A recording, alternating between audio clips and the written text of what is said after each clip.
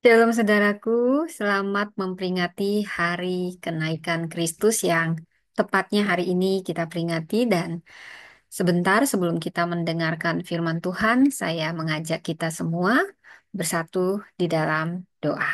Mari kita berdoa. Terima kasih Bapa untuk hari ini. Kami ada sampai saat ini semua karena anugerah-Mu, semua karena kebaikan-Mu. Dan saat ini Tuhan, hamba-Mu akan memberitakan kebenaran firman-Mu, di mana kami saat ini memperingati kenaikan Kristus. Roh Kudus, ambil alih hamba-Mu berbicara dari awal hingga akhir. Engkau yang memberi hamba hikmat, otoritas, wibawa ilahi, dan hanya kebenaran firman Allah yang diberitakan. Ada pewahyuan. Bahkan saat firman diberitakan, tidak ada firman yang kembali sia-sia, tetapi meneguhkan kami. Kami bukan hanya pendengar, tapi pelaku. Tolong Roh Kudus sembunyikan hamba di balik kuasa salib-Mu, hanya nama Tuhan yang ditinggikan. Dan bicara pribadi lepas pribadi Roh Kudus, kami juga merendahkan hati kami di hadapan-Mu. Tolong kami mau mematahkan segala kuasa yang mencoba mengganggu pemberitaan firman Allah, dihancurkan, dipatahkan di dalam nama Tuhan Yesus. Biar Kau tutup bungkus tempat ini dengan kuasa darah Kristus.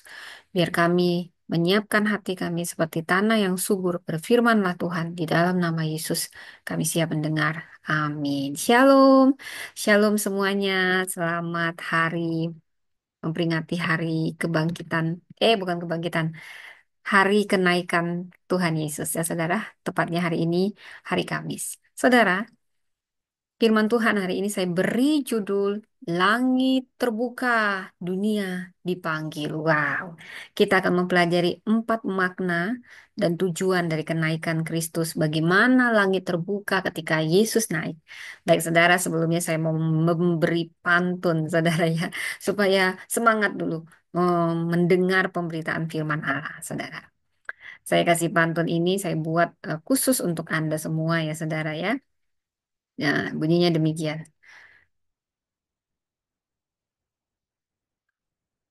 Terbit mentari sinar pagi. Embun menetes di daun yang basah.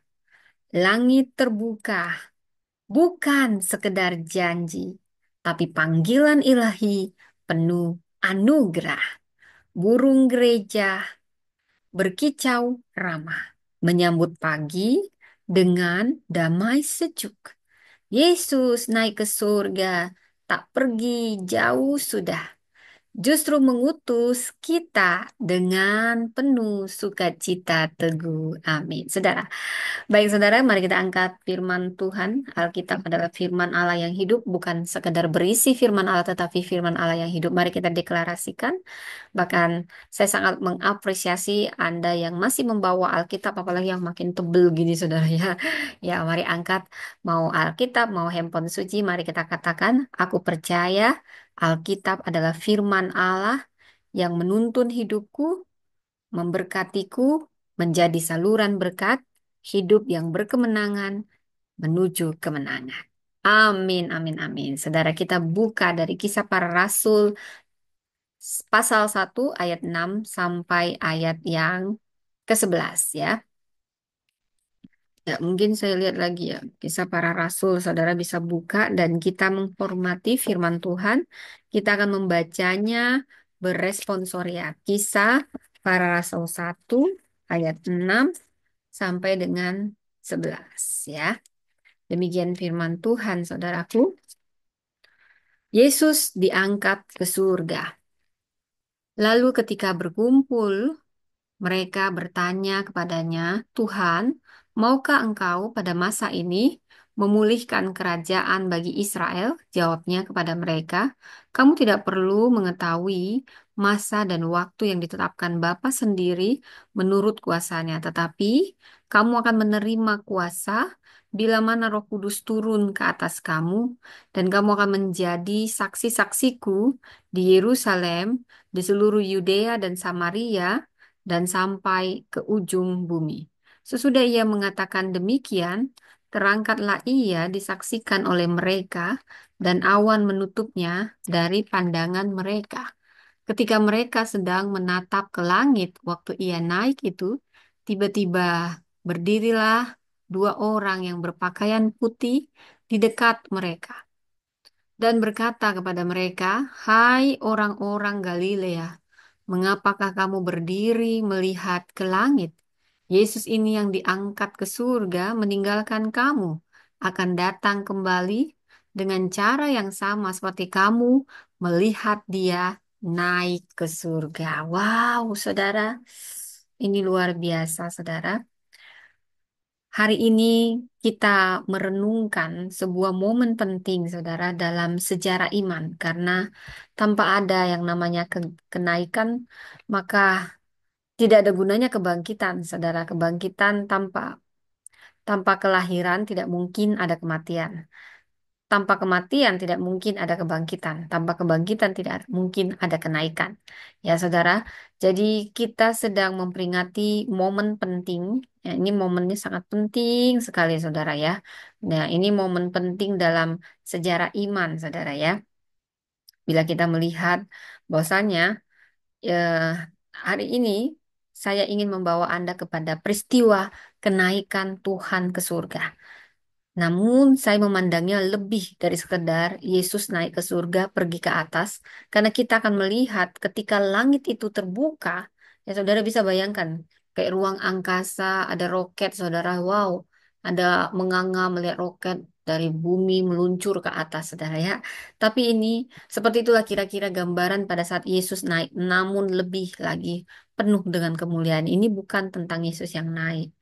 Tetapi setelah itu, ya ini tentang kita yang akan dipanggil. Karena itu saya memberi judul, Ketika Langit Terbuka, Dunia Dipanggil. Bila kita tadi sudah membaca dari Kisah Rasul 1 ayat 6 sampai 11. Jadi ini Yesus itu naik setelah 40 hari dia bangkit. Dan selama 40 hari dia menampakkan diri. Nah, bila kita telaah, saya pelajari, jadi Yesus itu ke, dia naik itu di sekitar Yerusalem secara geografis di Bukit Zaitun, ya saudara, di lereng yang tinggi. Jadi Yesus juga mempersiapkan di Bukit Zaitun. Ini 1 kilometer dari Yerusalem dan ini langsung menghadap ke Bait Suci. Ini tempat yang sangat penting sekarang. Saudara, saya berdoa kita semua yang ada di sini bisa menginjakkan kaki kita di tanah suci. Amin, saudara ya. Ya, inilah sejarah yang ada semuanya buktinya di dunia ini ya, saudara. Dan di Bukit Zaitun ini juga Yesus sering berdoa dan mengajar murid-muridnya. Jadi, saya mau harus juga jelaskan secara budaya, murid eh, para murid Yesus adalah orang Yahudi yang hidupnya pada saat itu dalam tekanan penjajahan Romawi. Jadi mereka berpikir bahwa Mesias yang dijanjikan itu akan membebaskan kerajaan Israel dari Romawi secara politik, padahal secara rohani. Jadi pada saat di ayat 6 dikatakan, Tuhan, maukah engkau pada masa ini memulihkan kerajaan bagi Israel? Karena mereka masih tetap berpikir secara politis dunia, saudara ya. Tapi Yesus akhirnya membaharui, mentransformasi fokus mereka. Ini bukan tentang kapan, bukan tentang apa yang harus dilakukan, tetapi ini tentang restorasi politik, bukan tentang restorasi politik, tapi tentang misi kerajaan Allah. Jadi, pada zaman itu, kenaikan punya makna simbolik yang sangat dalam dunia Timur Tengah yang kuno. Jadi, kalau orang naik ke atas, artinya dia ditinggikan, dimuliakan, atau masuk ke ranah ilahi. Jadi, kenaikan Yesus ini pernyataan keilahiannya dalam kemuliaannya, saudara. Bila kita membaca dari Kisah Rasul ya oleh Lukas, ini ditulis oleh Lukas, Kisah Para Rasul ini nabi, dia seorang nabi. Dia juga penulis Injil Lukas. Dia menulis ini kelanjutan dari Injilnya. Jadi kelanjutan Lukas ada di Kisah Para Rasul ya, karena yang menulis Kisah Para Rasul ingat ya Lukas, saudara ya. Kalau perlu catat ya, saudara.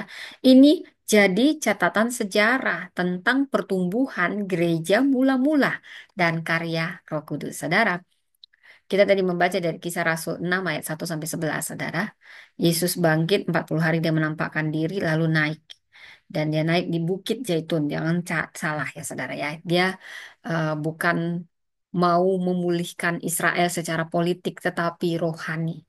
Dan di sini dia memberi kuasa dan memberi kuasa bagi kita semua orang percaya menjadi saksinya.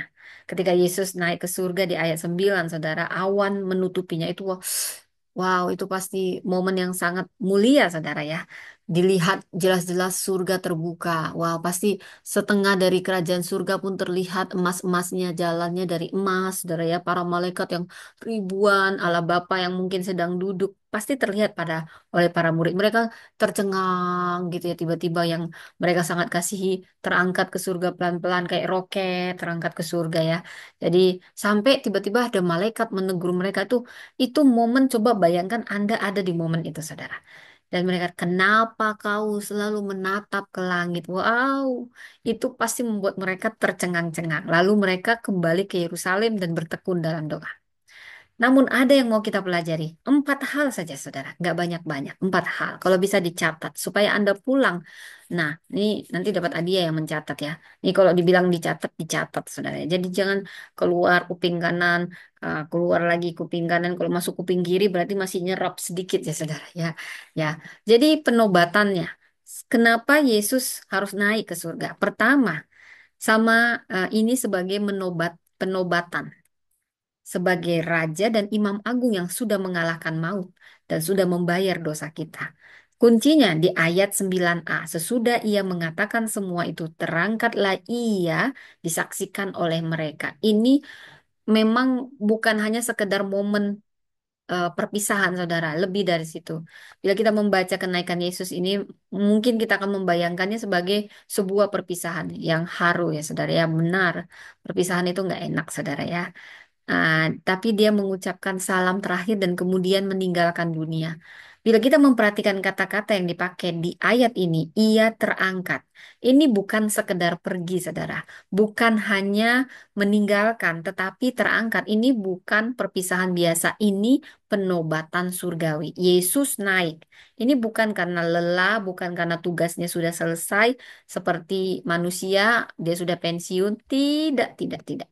Ini naik karena tahtanya telah disiapkan. Dia sudah menang. Dia bukan pensiun, tapi naik tahta sehingga dia perlu naik ke surga karena dia berasal dari surga dan dia mau menikmati momen penobatannya sebagai raja atas segala raja dan iman agung. Dia adalah imam besar yang turut merasakan kita.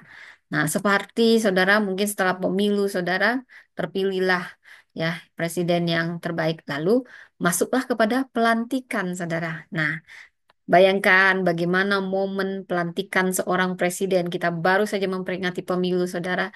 Setelah terpilih, hore, hore, ada nyanyi-nyanyi, siapa yang pilihannya ya, pokoknya siapa menang. Nah, saat dia naik ke podium, pelantikan di hadapan rakyat dan para pejabat negara, itu bukan momen pensiun, itu bukan momen selesai, justru itu bukan akhir dari perjalanan, justru itu awal dari mandat kekuasaan yang penuh tanggung jawab, saudara. Di mana pada saat presiden kita dinobatkan, maka itu semua dinobatkan di atas kamera, ada rakyat dan seluruh bangsa. Lalu dia diberi otoritas secara resmi, disaksikan ya untuk memimpin negeri ini.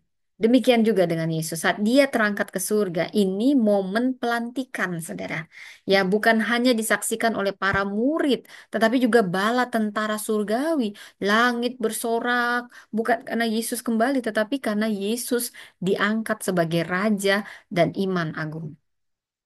Jadi, makna teologisnya, Yesus terangkat adalah raja. Dia diangkat sebagai raja yang berkuasa dan imam yang membela. Sebagai raja, Yesus sekarang memerintah di sebelah kanan Allah Bapa. Dia punya otoritas atas segala kuasa di bumi dan di surga. Jadi jangan takut lagi menghadapi dunia, karena raja kita sudah duduk di atas tahta. Dan sebagai imam agung, Yesus akan menjadi perantara bagi kita membawa nama kita di hadapan Bapa setiap hari. Seperti yang dikatakan di Ibrani 7 ayat 25, ia hidup senantiasa menjadi pengantara mereka. Jadi saat kita berdoa, kita tidak datang dengan kekuatan sendiri, tapi ada imam agung yang menyebut nama kita di hadapannya. Jadi dari sini kita bisa mengaplikasikan agar kita hidup di bawah pemerintahan Yesus. Artinya apa? Artinya hidup kita bukan tanpa arah, kita hidup di bawah pemerintahan raja yang tidak akan digulingkan. Kita punya pemimpin tertinggi yang tidak pernah tertidur. tidak pernah korup dan tidak pernah meninggalkan rakyatnya.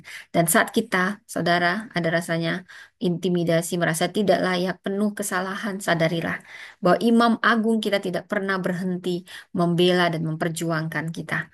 Dan nama kita terukir di tangannya. Jadi saat kita memperingati kenaikan Kristus, jangan melihatnya sebagai perpisahan, tapi sebagai penobatan. Langit menyambutnya sebagai raja yang menang, surga menyambutnya sebagai imam agung yang setia, dan saat kita umatnya, kita boleh hidup dalam pengharapan dan otoritas karena Tuhan memerintah dan membela kita hari ini. Dia tidak pernah meninggalkan kita, tetapi sedang memerintah kita untuk kita.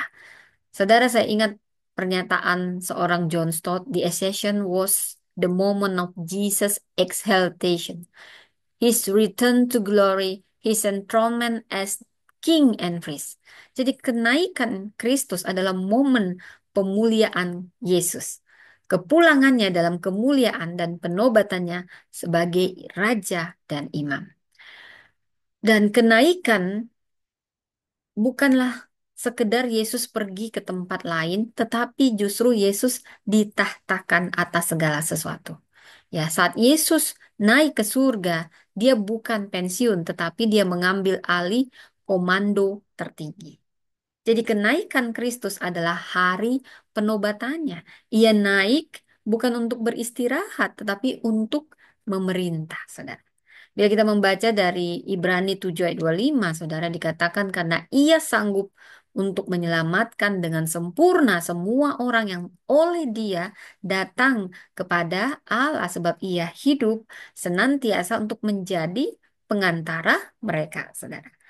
Dan bila kita membaca dari Filipi 2 ayat 9 sampai 11 juga dikatakan itulah sebabnya Allah sangat meninggikan dia dan mengaruniakan kepadanya nama di atas segala nama supaya dalam nama Yesus bertekuk lutut segala yang ada di langit dan yang ada di bumi dan yang ada di bawah bumi.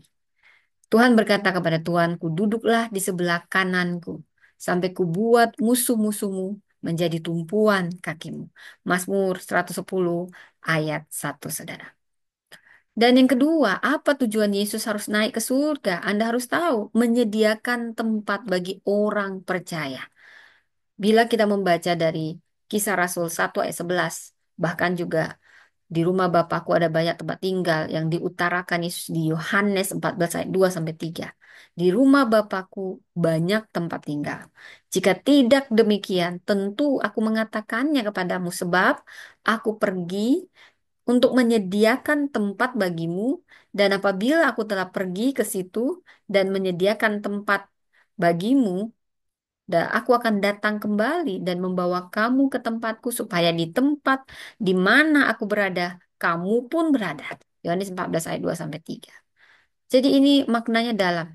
Yesus naik ke surga itu bukan agar dia menjauh dari kita. Bukan, saudara. Bukan juga menghilang atau melupakan kita. Justru sebaliknya, kenaikannya adalah bukti kasih yang jauh lebih dalam. Karena Tuhan sedang mempersiapkan sesuatu, bukan sembarang sesuatu, tapi rumah kekal. Tempat penuh kemuliaan dan sukacita abadi bagi kita semua yang percaya kepadanya. Yesus itu seperti saya bisa memberi gambaran tuan rumah. Jadi tuan rumah ini sedang menata rumah untuk kedatangan tamu-tamu terhormat. Dan tamu itu adalah kita, saudara. Ini luar biasa, saudara ya. Kalau kita tahu raja segala raja sedang mempersiapkan tempat istimewa untuk kita semua.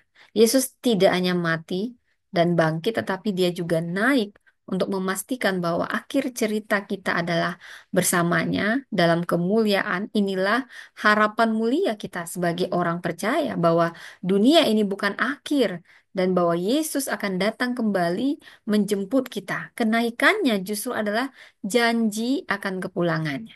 Saudara di sini siapa yang pernah merantau? Siapa yang pernah jadi TKI, saudara, demi keluarga?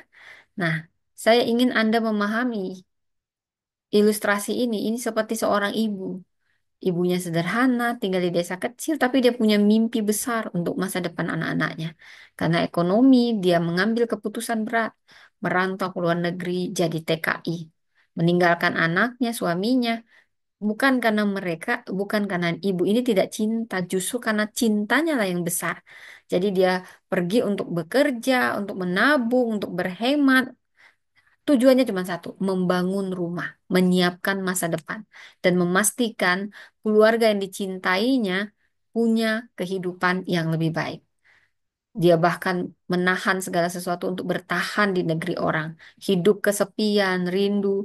Namun dalam hatinya ada satu hal yang terus dia pegang. Suatu hari, saat semuanya siap, aku akan pulang dan menjemput keluargaku agar mereka bisa tinggal bersama dalam rumah yang kusediakan.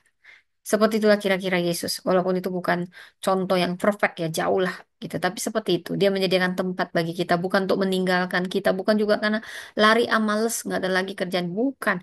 Itu bukan akhir tapi awal untuk mempersiapkan. Bukan hanya tinggal diam di surga, dia sedang menjadi imam besar membela kita. Merancang, menyusun, mempersiapkan, dan menantikan waktu untuk kembali dan membawa kita bersamanya. Saya suka sekali dari C.W. Lewis yang saya artikan dalam bahasa Inggris ya. Tapi ya saya mau bacakan juga lah bahasa Inggrisnya dulu. If I find in myself a desire which no experience in this world can satisfy, the most probable explanation is that I was made for another world. Kalau aku temukan dalam diriku suatu kerinduan yang tidak bisa dipuaskan oleh apapun di dunia ini, itu maka hanya bisa dijelaskan karena aku diciptakan bukan untuk dunia ini, tapi untuk surga. Itulah intinya. Jadi Yesus tahu kita diciptakan bukan hanya untuk dunia yang sementara ini, tapi kerinduan terdalam kita dipuaskan adalah hanya di rumah kekal yang disiapkan oleh Yesus sendiri. Jadi kalau kita sudah membaca ini, apa yang harus kita lakukan? Hiduplah dengan harapan. Setiap kita mungkin punya masalah, hiduplah dengan harapan. Jangan biarkan masalahmu, jangan biarkan dunia ini mengikat kita dengan kekhawatiran, dengan kesementaraan. Hati kita terus mengenada ke atas, karena di sana ada juru selamat yang sedang menanti dan menyiapkan tempat. Dan saat suara sangkakala terdengar, saudara, langit terbuka, Raja datang menjemput. Sama seperti dia naik, dia juga akan turun demikian. Jadi ada fisik itu, ada terbuka lagi nanti surga, saudara. Wow, itu luar biasa momen. Wow, yang menakjubkan. Inilah yang kita harapkan di mana rumah kita yang sejati, saudara. Jadi Yesus naik bukan pergi, tapi menyediakan, bukan melupakan. Dan Yesus akan kembali, bukan meninggalkan. Mari kita semua setia menanti Yesus hidup yang terus dipersiapkan karena ada tempat yang sedang disediakan bagi kita. Dan yang ketiga, kenaikan Kristus agar tergenapi janjinya akan turunnya Roh Kudus, karena Roh Kudus tidak akan bisa turun kalau Kristus masih ada di dunia ini, saudara. Kuncinya di ayat Kisah Rasul 1 ayat 4 sampai 5, juga ayat 6, Yohanes 16 ayat 7. Sebab Yohanes membaptis dengan air, tetapi tidak lama lagi kamu akan dibaptis dengan Roh Kudus. Kisah Rasul 1 ayat 5. Namun benar yang kukatakan ini kepadamu adalah lebih berguna bagi kamu jika aku pergi.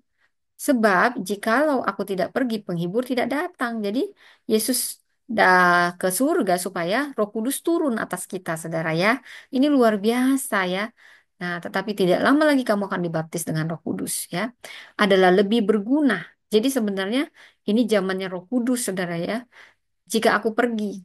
Sebab jikalau aku tidak pergi, penghibur tidak datang. Dan jikalau aku pergi, aku akan mengutus dia kepadamu.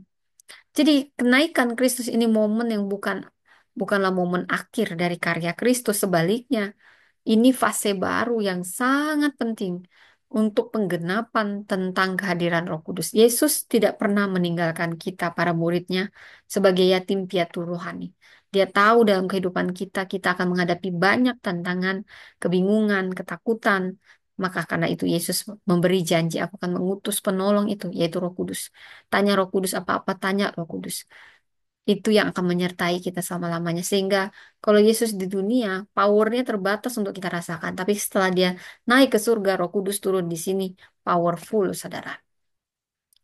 Jadi ini kalau yang dulu waktu Yesus jadi manusia ada keterbatasan fisik, kehadiran rohnya secara rohani. Tapi kehadiran roh secara rohani ini tidak terbatas oleh ruang, tidak terbatas oleh waktu.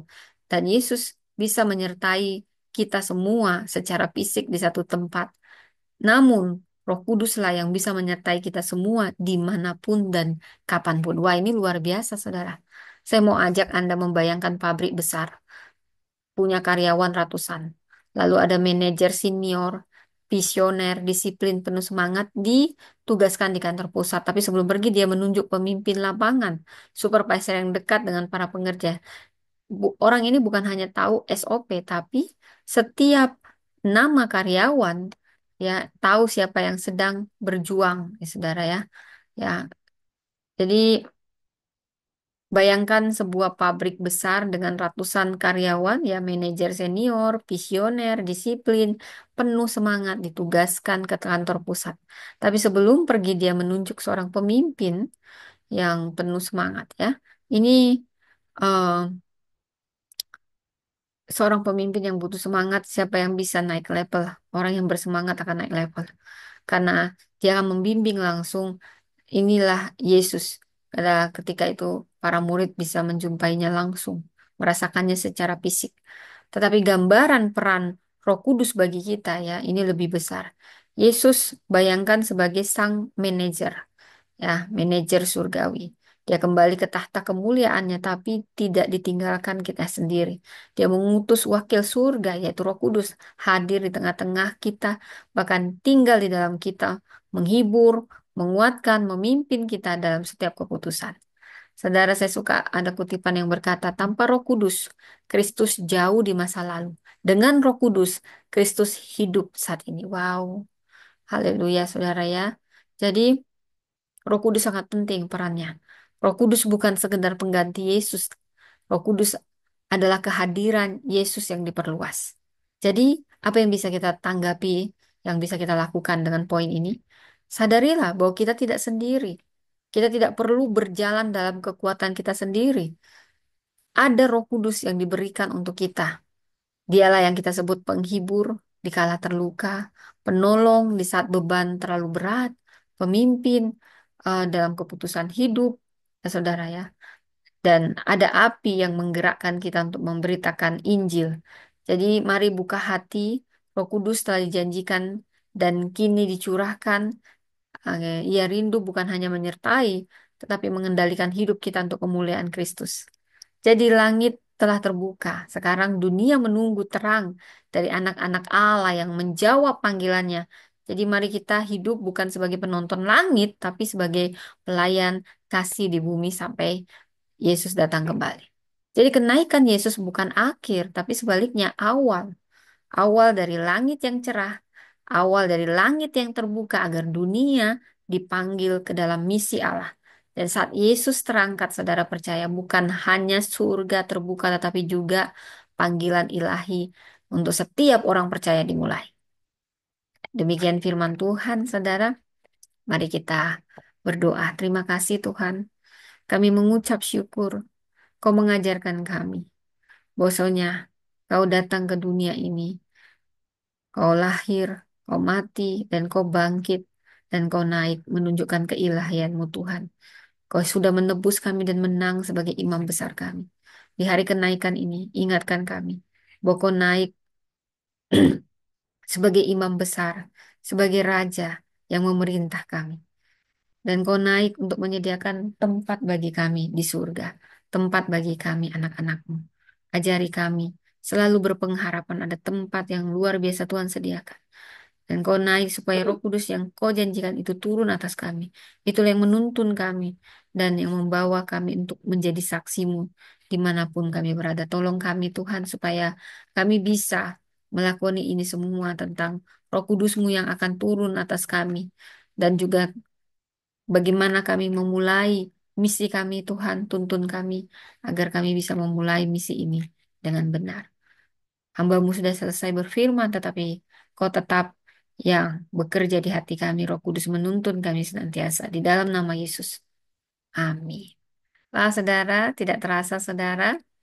Dan seperti biasa, saudara, saya selalu suka di sini ngasih-ngasih pantun, saudara ya. Tapi saya ingin saudara bilang cakep gitu supaya semangat gitu ya, saudara ya. Soalnya ini pantunnya 1000 hari saya menjadikan pantun ini baru jadi pantun, saudara.